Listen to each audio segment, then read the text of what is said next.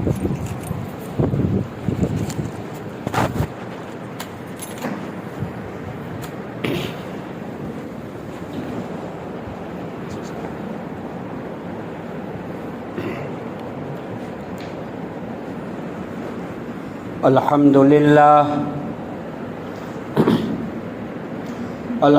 لله رب العالمين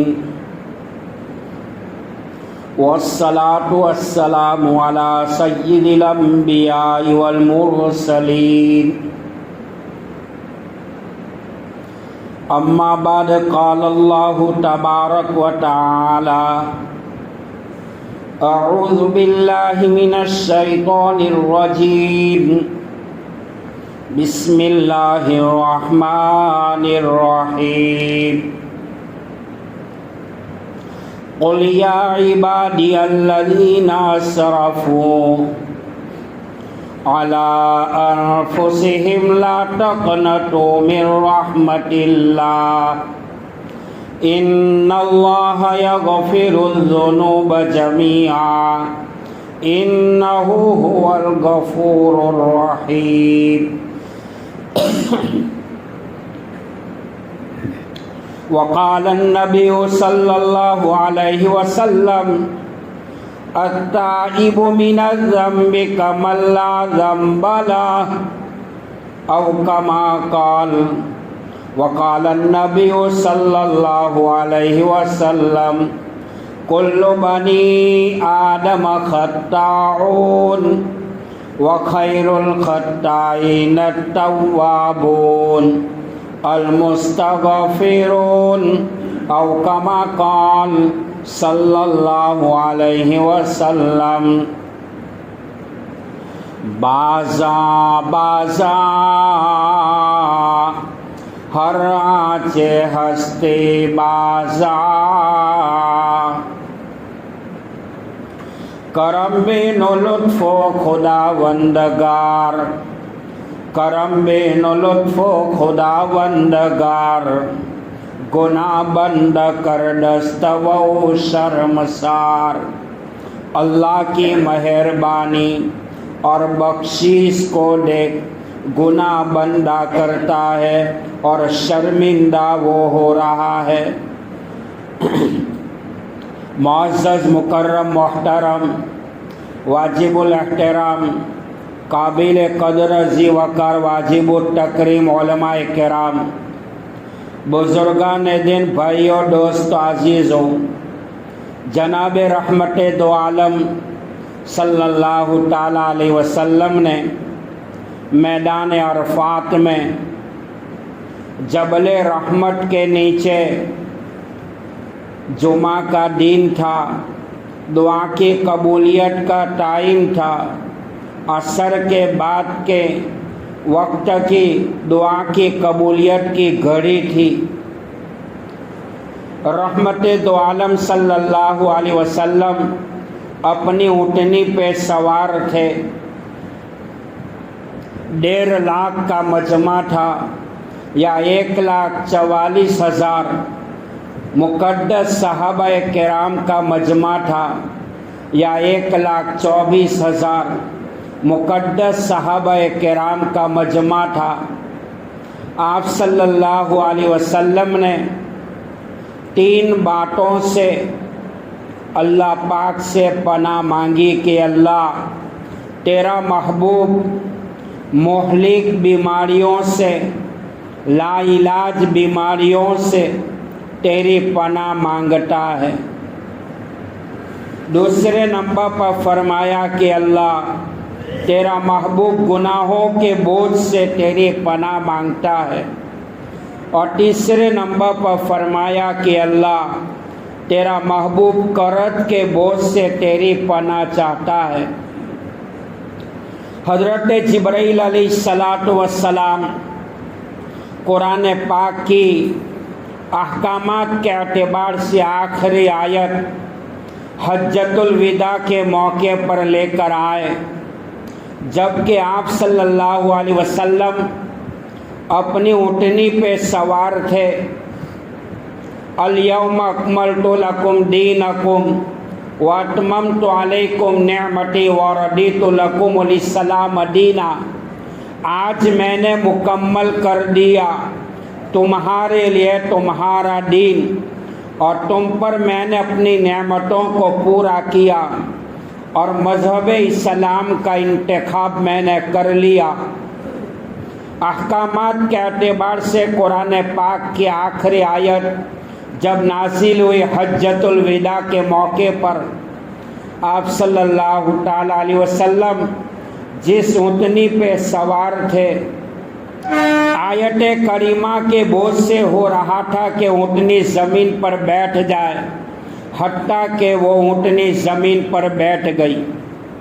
قرآن پاک کی آخری آیت اتقوا یوما ترجعون فیہ الی اللہ ثم توفی کل نفس ما کسبت وہم لا یظلمون۔ بہرحال اللہ تعالی موت آنے سے پہلے لا علاج بیماریوں سے، مہلک بیماریوں سے ہم سب کی اور پوری امت مسلمہ کی حفاظت فرمائے۔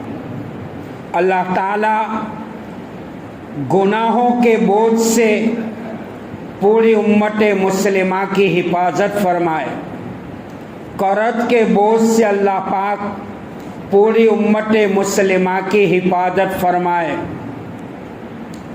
بھائیوں، انسان گناہ اور عصیان کا پتلا ہے۔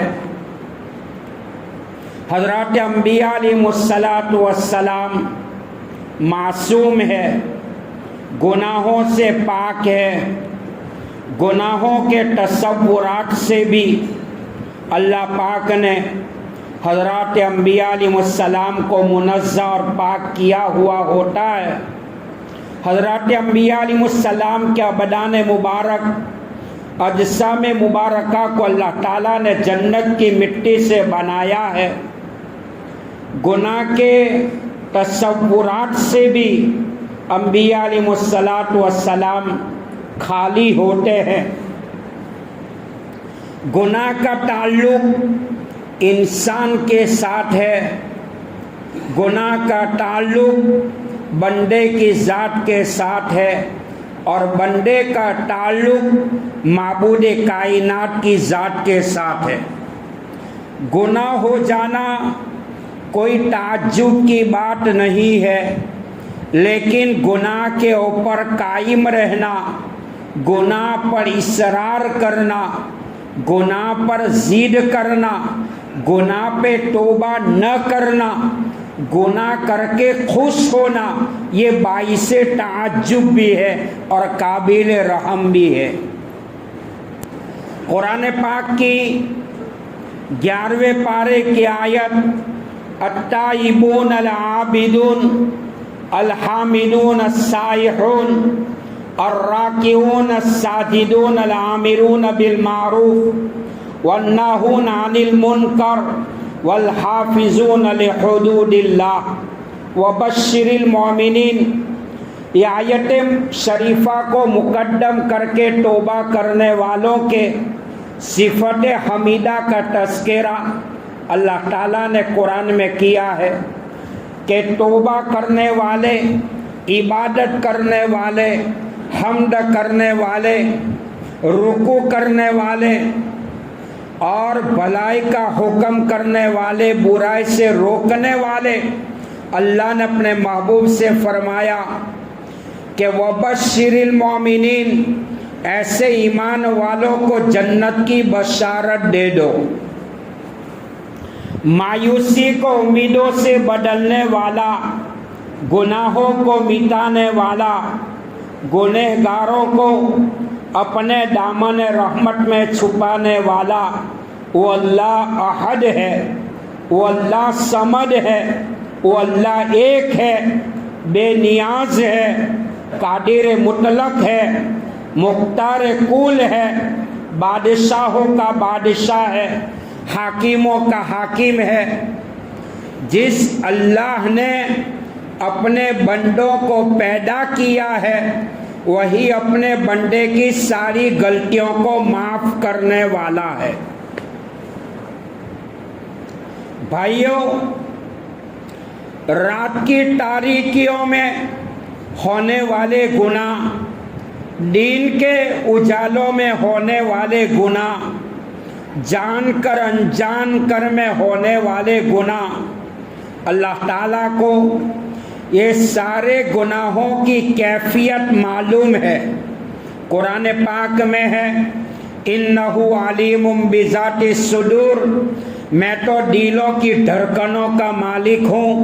یعلم خائنۃ الأعین وما تخفی الصدور، وہ آنکھوں کی خیانت کو اور دلوں کی خیانت کو جانتا ہے کہ انسان کے قلب کے اندر، انسان کے دل کے گوشے میں کیا چیز چھپی ہوئی ہے۔ انسان کے قلب سے، دل سے جو باتیں نکل چکی، جو باتیں ہیں اور جو آنے والی ہے، اللہ فرماتے ہیں کہ سارا رپورٹ، سارا ریکارڈ مجھے معلوم ہے۔ اللہ رحیم ہے، اللہ کریم ہے۔ گناہ کی بنیاد پر اللہ بندے پر کبھی روزی کا دروازہ بند نہیں کرتا۔ ہاں، گناہ کی بنیاد پر انسان کی روزی میں کمی واقع ہوتی ہے۔ قرآن پاک میں ہے وَمَنْ أَعْرَضَ عَنْ ذِكْرِي فَإِنَّ لَهُ مَعِيشَةً ضَنْكًا، جو اعراض کرے گا، جو بھاگے گا میری یاد سے، ہم دنیا کی زندگی کو تنگ کر دیں گے۔ یہاں پر مفسرین نے ذکر کے بارے میں 3 اقوال لکھے ہیں۔ یا تو بندہ اللہ کی یاد سے غافل رہا، یا تو بندہ نبی پاک علیہ السلام کی اطاعت اور تابعداری کے اعتبار سے غافل رہا، یا تو قرآن پاک کی تلاوت کے اعتبار سے وہ غافل رہا۔ اللہ پاک دنیا کی زندگی کو تنگ کر دے گا، اور مالک کائنات جب انسان کی زندگی پر بریک مارنے پر آ جاتا ہے تو باپو تو کیا، عامل تو کیا، دنیا کی ساری طاقت بھی اس کی روزی کے دروازے کو کھول نہیں سکتی ہے۔ روزی کا مالک اللہ ہے، زندگی موت کا مالک اللہ ہے، اولاد کا دینا نہ دینا یہ اللہ کے اختیار میں ہے، اور ہمارا ایمان ہے کہ کائنات دنیا کی ہر چیز اللہ کی محتاج ہے۔ آسمان پہ اگنے والا چاند ہو، سورج ہو، ستارہ ہو، زمین کے ذرات ہو، سمندر کے تلاطم اور موج ہو، درخت کا پتا ہو، راستے کی کنکری ہو، آفتاب کی شعاعیں ہیں، مہتاب کی لمانیت ہے، ہر چیز اللہ کی محتاج ہے۔ حتیٰ کہ کائنات کی دھرتی پر آئے ہوئے 1,24,000 نبی وہ بھی اللہ کے محتاج ہیں۔ قرآن میں ہے واللہ الغنی وانتم الفقراء، اللہ بے نیاز ہے، تم سب کے سب اللہ کے در کے فقیر ہو۔ دینے پر آتا ہے تو چھپر پھاڑ کے دیتا ہے، اور لینے پر آتا ہے تو چمڑی اتار کر لیتا ہے۔ یہ مالک کائنات کی ایک شان ہے۔ اور میں نے پچھلے بیانات میں بھی کہا تھا، انسان کی پکڑ سے چھوٹ سکتا ہے، مالک کی جب پکڑ آتی ہے تو اکھاڑے کے پہلوان کو بھی وہ پیشاب کروا دیتا ہے۔ فرعون کی 16 لاکھ ملٹری کو اللہ نے بحر کلثوم کی ٹھاٹھے مارتے موج میں ایک جھٹکے میں ختم کیا تھا۔ جب فرعون تباہ ہوا، فرعونیت جب تباہ ہوئی، فرعون کی باڈی زمین کی گہرائی میں پہنچی، اللہ تعالیٰ نے وحی کے ذریعے حضرت موسیٰ کلیم اللہ علیہ السلام کو اطلاع دی، خبر دی، انفارم کیا کہ موسیٰ قوم بنی اسرائیل کو کہہ دو کہ خوشی مناؤ، ظالم کا ظلم ختم ہوا، اب تمہارا بول بالا ہوگا، ہدایت کی ہوائیں چلے گی، تمہاری طاقت عروج پر ہوگی۔ روایت میں آتا ہے موسیٰ علیہ السلام نے بنی اسرائیل کو کہا کہ فرعون ہلاک ہوا۔ جس فرعون نے اپنے حکومت کے زمانے میں اپنے نجومیوں کو بلایا تھا اپنی زندگی کو دکھانے کے لیے، غیب کی باتوں کا جاننے والا تو اللہ ہے، غیب کے خزانوں کی چابیاں، ان اللہ عالم غیب السماوات والارض، آسمان و زمینوں کے غیب کے خزانوں کی چابیاں اللہ کے پاس ہے۔ حضرت موسیٰ علیہ السلام نے قوم بنی اسرائیل کو حکم کیا کہ فرعون ہلاک ہوا۔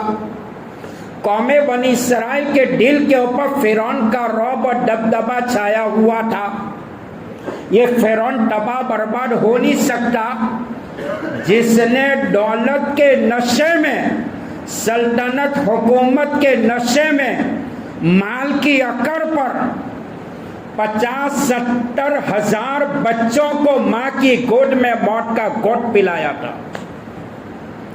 زمانے کے نجومی نے بتایا تھا اے فرعون، تیری حکومت کے زمانے میں ایک بچہ پیدا ہوگا جو تیری حکومت کو توڑے گا۔ فرعون نے گھر گھر کے اوپر سپاہیوں کو بٹھا دیا، جہاں عورت کو بچہ پیدا ہوتا تھا تو فرعونیت اور فرعون کے آدمی اس کی جانچ کرتے تھے۔ لڑکا پیدا ہوا، ماں کی آنکھ کے سامنے اس بچے کو تلوار کی زد سے ماں کی گود میں 2 ٹکڑے کر دیے جاتے تھے، اتنا ظالم تھا۔ اور اللہ کا ایک قانون ہے، ساری دنیا اگر کفر سے بھر جائے پھر بھی اللہ کائنات کے نظام کو چلائے گا، لیکن دنیا کی دھرتی پر ظلم پھیل جائے اللہ ظلم کو کبھی برداشت نہیں کر سکتے۔ روایت میں آتا ہے حضرت موسیٰ علیہ السلام کے کلام کو قوم بنی اسرائیل نے ایک طرف رکھا اور کہا کہ فرعون تباہ نہیں ہو سکتا۔ اللہ نے دریا کی گہرائی کو حکم دیا کہ فرعون کی باڈی کو اوپر لیا، دریا کی گہرائی نے مارا تھپڑ، فرعون کی باڈی اوپر آ گئی۔ اللہ پاک نے دریا کی موت کو حکم دیا کہ مار جھٹکا، فرعون کی باڈی کو سمندر کے کنارے پر اللہ نے لا کر کھڑا کر دیا۔ قرآن میں نقشہ ہے فَالْيَوْمَ نُنَجِّيكَ بِبَدَنِكَ لِتَكُونَ لِمَنْ خَلْفَكَ آیَةً، اے فرعون قیامت تک تیرے بدن کو میں باقی رکھنے والا ہوں اور آنے والوں کے لیے مقام عبرت اور نشانی بنانے والا ہوں۔ بتاؤ مصر کے میوزیم میں فرعون کی لاش ہے کہ نہیں؟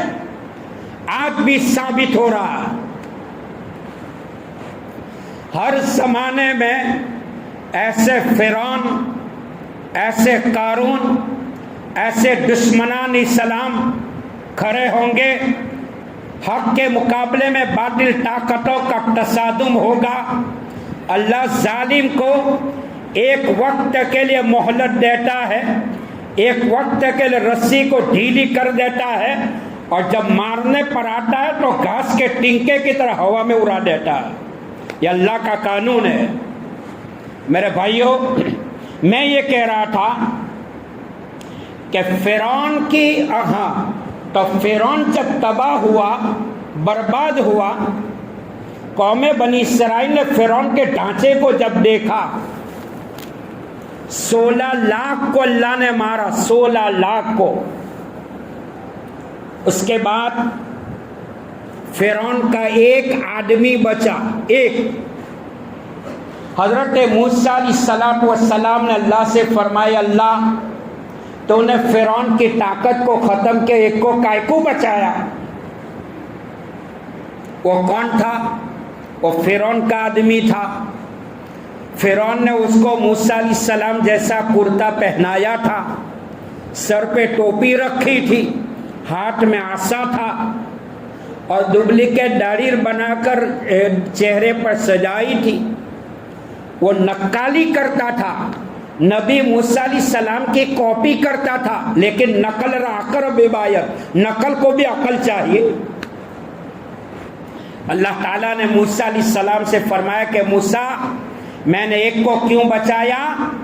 اگرچہ فرعونی تھا، دشمن تھا، لیکن میرے نبی کی نقالی کرتا تھا، میرے نبی کا طریقہ اس کی زندگی میں تھا، اور میں نے عرش پر فیصلہ کیا جو میرے نبی کی نقالی کرے گا میں اس کو کبھی تباہ نہیں کروں گا۔ مسلمانوں، تو جو مسلمان حضور پاک علیہ السلام کے طور و طریق پر چلے گا، سنت کے مطابق زندگی گزارے گا، کیا اللہ ایسے مسلمان کو ہلاک کرے گا؟ اللہ ایسے کو تباہ کرے گا؟ یاد رکھو میرے بھائیوں، اللہ کو اپنے محبوب جتنے پیارے ہیں، محبوب کا طریقہ بھی اللہ کو اتنا ہی پیارا ہے۔ اب اپنی بات اصلی موضوع کے اوپر میں آ رہا ہوں۔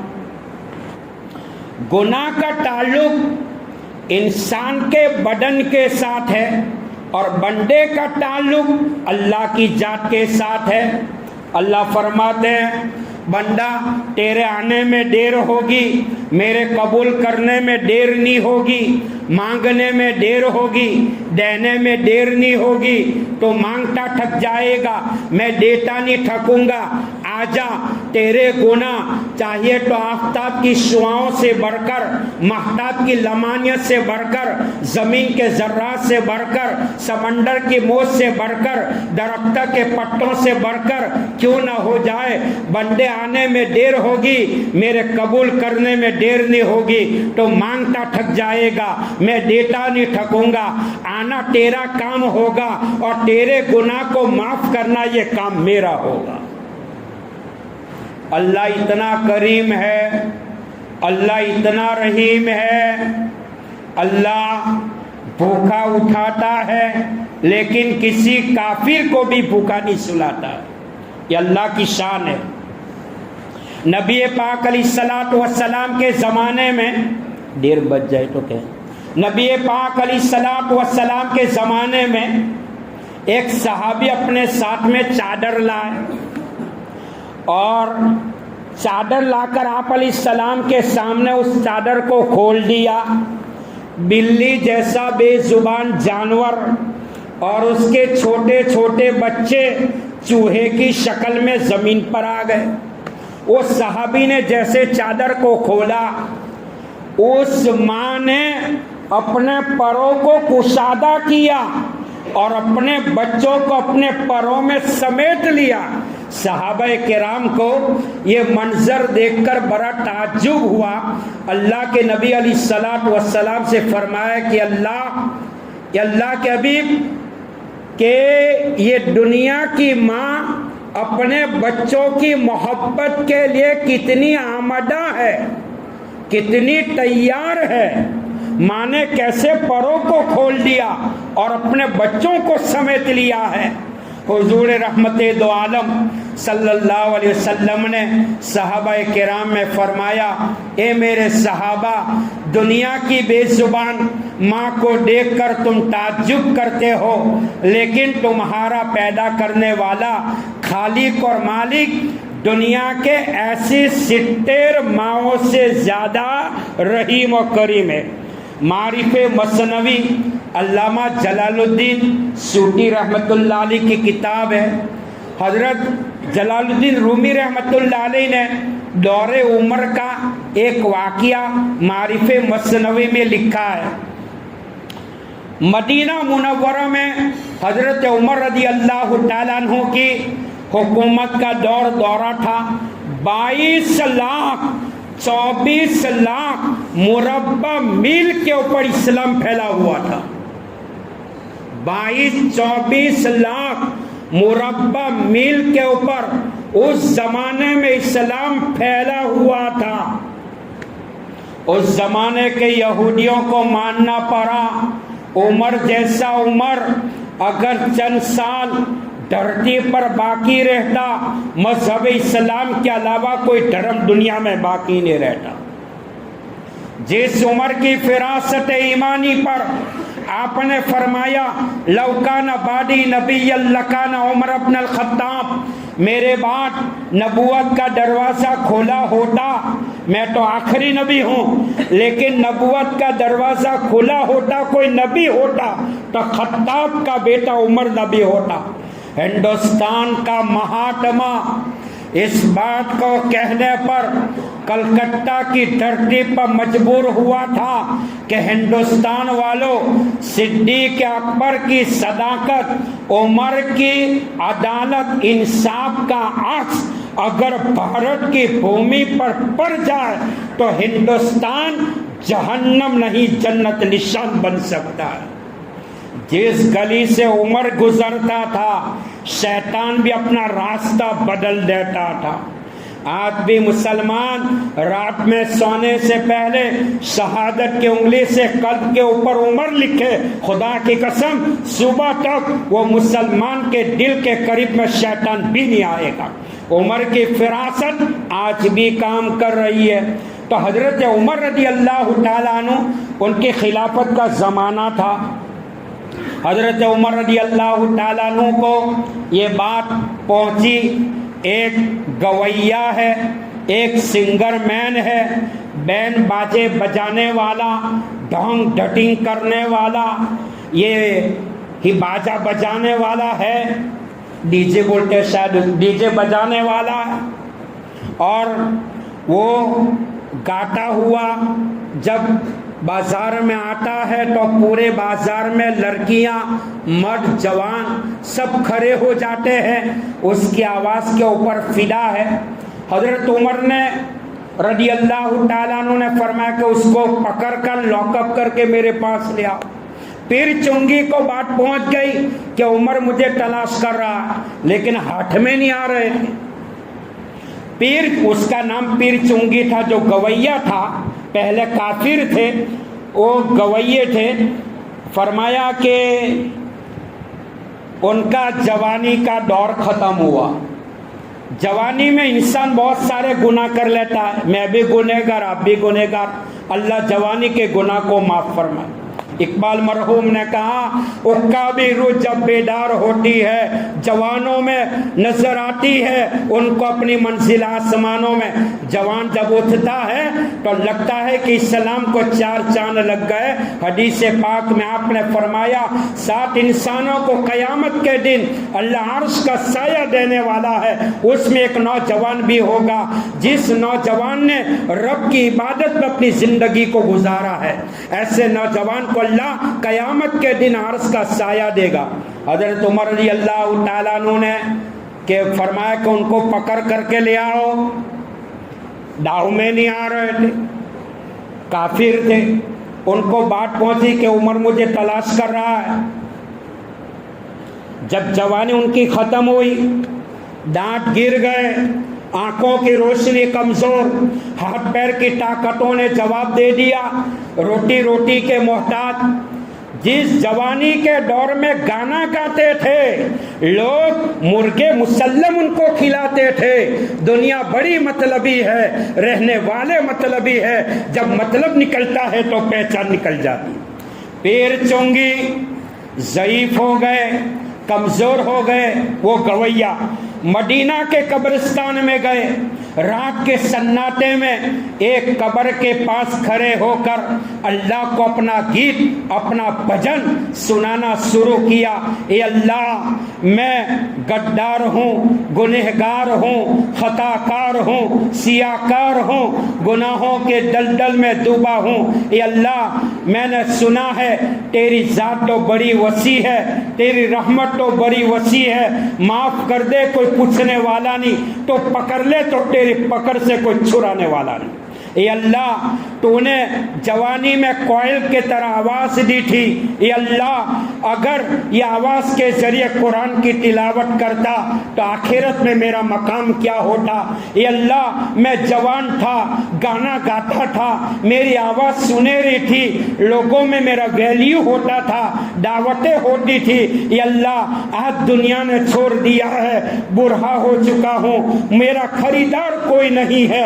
مالک میں قبرستان میں آیا ہوں, قبر کے کھڈے پر ایک تیری ذات کو پکارتا ہوں. زندگی کفر کی حالت میں گزاری ہے, مولا اگر تو معاف کر دے کوئی پوچھنے والا نہیں. اللہ کی طرف سے غیب سے آواز آتی ہے حضرت عمر تک. فرمایا یہ عمر, میرا فلاں بندہ اگرچہ کافر تھا, مشرک تھا, غدار و باغی تھا, گناہوں میں زندگی گزاری ہے, لیکن ایک مرتبہ رویا ہے, اس کے رونے کی وجہ سے میرا عرش ہل گیا ہے. عمر ان کو روزی روٹی کی فکر ہے, میں نے فیصلہ کیا ہے عمر تیری ذمہ داری ہے جب تک زندہ رہے گا بیت المال سے ان کا وظیفہ مقرر کر دو اور کہہ دو اللہ نے تجھے سلام کہا ہے اور تیرے رونے کی وجہ سے اللہ نے تیری کفر کی زندگی اور جوانی کے سارے گناہ کو معاف کر دیا. حضرت عمر رضی اللہ تعالیٰ عنہ آئے اور قبرستان میں پہنچے. خواب میں دیکھا تھا, قبر کے قریب میں کھڑے ہو گئے, پیر چونگی تو آنکھیں بند کر کر اللہ کو اپنی باتیں سنا رہے تھے. اچانک حضرت عمر کو چھینک آئی, پیر چونگی کی آنکھیں کھلی اور عمر کو دیکھا, کانپنے لگے, تھر تھرانے لگے. فرماتے اللہ عمر مجھے مارنے کے لیے تلاش کرتا تھا, آج میرے سامنے کھڑا ہے, یہ اللہ یہ میری ضعیف چمڑی کو ادھیڑ دے گا. حضرت عمر فرماتے ہیں کمر پہ ہاتھ مارا, فرمایا نہ گھبرا, میں تجھے جنت کی بشارت دینے آیا ہوں, اللہ کی طرف سے سلام پہنچانے آیا ہوں. دنیا نے تجھے ٹھکرا دیا ہے, اللہ نے تیری روزی کا ذمہ میرے سر پہ رکھا ہے, بیت المال سے تجھے وظیفہ ملتا رہے گا. تیرے رونے کی وجہ سے اللہ کا عرش ہل گیا ہے, آج سے تو اللہ کا مقبول محبوب بندہ بن چکا ہے. میرے بھائیوں گناہ ہو جانا کوئی تعجب کی بات نہیں. 2 رکعت پڑھ کر ہم اللہ سے منوا لے, اللہ کو راضی کر لے, وہ معاف کرنے والا ہے. دعا کرو یا اللہ کسی مسلمان کی گناہ کی وجہ سے اگر امت مسلمہ کو پکڑا ہے, مولا رو کر دعا کر رہے ہیں, ہم تو بے سہارا ہے, بے آسرا ہے. خیبر و خندق کی نبی کی تکلیف کی لاج رکھ لے اور امت مسلمہ کو ایمان کو بچا لے. آمین. وآخر دعوانا ان الحمد للہ رب العالمین.